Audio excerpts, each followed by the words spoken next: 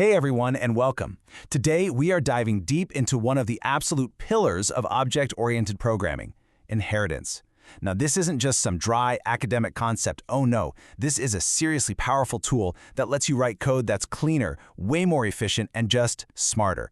So, you ready to level up your game? Let's get into it. So here's what we've got on tap. First, we're going to tackle the big, what is it really? Then we'll get our hands dirty and build a real example, starting with a parent class. After that, we'll see how to create a child class that builds on top of it. We'll explore how to make that child class even more powerful, uncover some of the deeper magic behind types, and then we'll wrap it all up by talking about why this is an absolute game changer for your projects. All right, first things first. Before we get into the how, we really need to understand the what.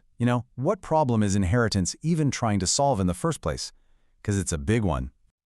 Oh man, we have all been there, right? You've got a couple of objects that are, well, they're almost the same.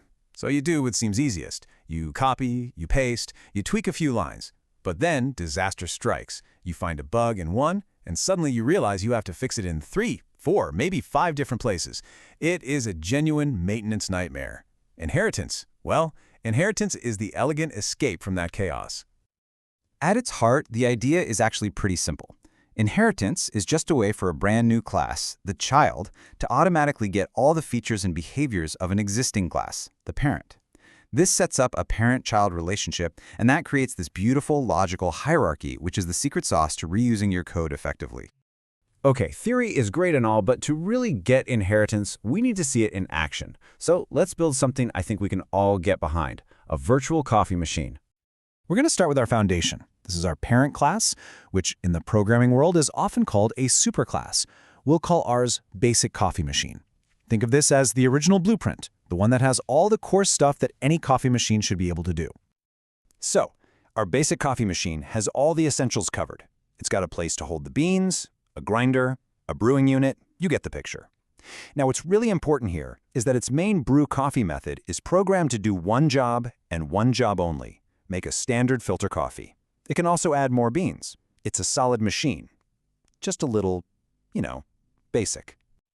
But what if we want a machine that's a bit fancier, something with more options? Well, the good news is we don't have to start from scratch. We can just build on that foundation we already have by creating a child class. This lays out the relationship perfectly. On one side, you have the superclass, our Basic Coffee Machine. That's the class we're inheriting from. And on the other side, you have the subclass, which we'll call Premium Coffee Machine. This is the one doing the inheriting.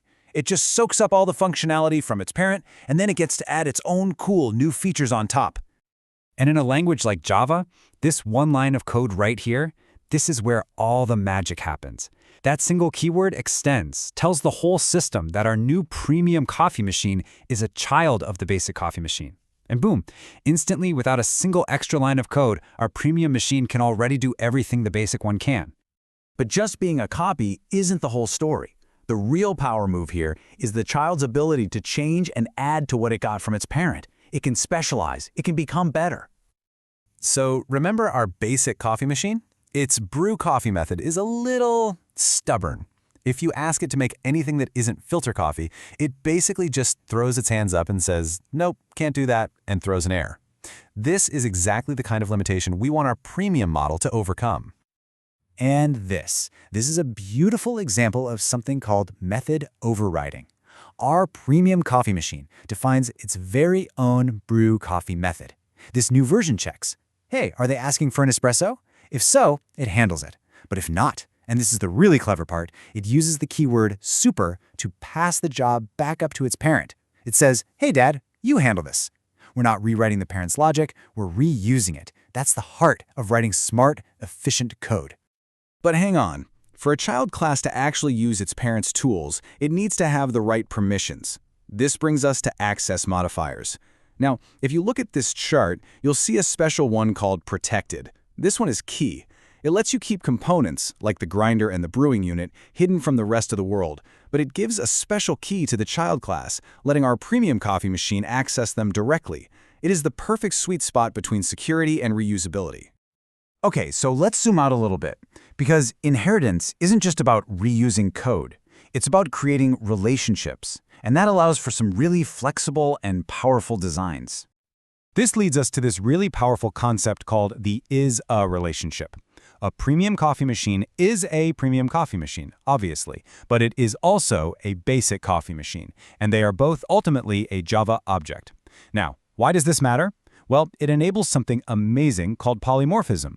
It means you can write code that expects to work with a basic coffee machine, but you can give it a premium coffee machine instead, and it just works. Your code automatically uses the premium machine's special brew coffee method. This makes your code unbelievably flexible. Now, what if you wanted to create a general blueprint for all coffee machines without actually building a working one? Well, that's where an abstract class comes in. We could create an abstract coffee machine that basically lays down the law. It says, look, any class that inherits from me must have a brew coffee method, but it doesn't actually provide the code for it. This forces its children, like our basic and premium machines, to come up with their own logic. It's like a contract that guarantees every coffee machine in your system has the same core abilities. Phew, okay. We've gone through a lot, from extends and super all the way to abstract classes. So let's bring it all home and talk about why this is truly one of the most important concepts you're ever going to learn in programming. The benefits here are just huge. First, you're not duplicating code, which is a massive win. Your code naturally becomes more organized, grouped into these logical families. And get this, if you find a bug in the basic coffee machine's grinder logic, you fix it in that one place, and poof, the premium coffee machine gets that fix for free. Need to add a super premium machine later? No problem, the foundation is already there waiting for you. This is how you build software that lasts. So, as we wrap this up, I want to leave you with a question. Think about it. Vehicles, animals, different types of user accounts, documents, these kinds of hierarchies are literally everywhere. Inheritance gives you this powerful, elegant way to bring them to life in your code. The only question left is, what are you going to build with it? Thanks so much for joining me.